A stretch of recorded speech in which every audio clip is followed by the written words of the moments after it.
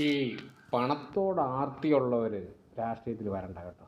രാഷ്ട്രീയത്തിൽ വന്നിട്ട് കാരണം അവർക്ക് നാടോട്ടൊന്നും അവർക്ക് നിങ്ങളുടെ സമ്പാദ്യം മാത്രം നിങ്ങളുടെ കീശ എങ്ങനെ വീർപ്പിക്കാമെന്നുള്ളത് നിങ്ങൾ നോക്കത്തുള്ളൂ. അതുകൊണ്ടാണ് ഈ നാട് നന്നാകത്ത്.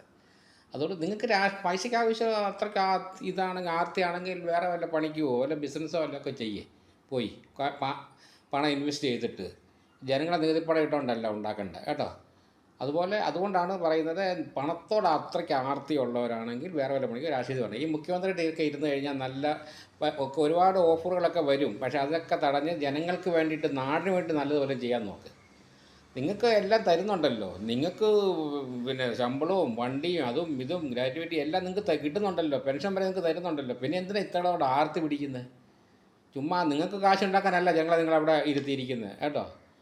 അതുകൊണ്ട് നല്ല രീതിയിൽ ജനങ്ങൾക്ക് വല്ല ഗുണമുണ്ടെങ്കിൽ മാത്രം മുഖ്യമന്ത്രിയായിട്ട് വരുന്നവർ വന്നാൽ മതി. ഒരു നിർബന്ധവും ആര് പറഞ്ഞത് ഞങ്ങൾക്ക് നിർബന്ധവും ഇനിയിപ്പം ഇതിപ്പോൾ പട്ടാളം ഭരിച്ചാലും ഞങ്ങൾക്ക് വിഷയമൊന്നുമില്ല കേട്ടോ. കാരണം രാഷ്ട്രീയക്കാരെ കൊണ്ട് മടുത്ത്, അതുകൊണ്ട് പറയുക.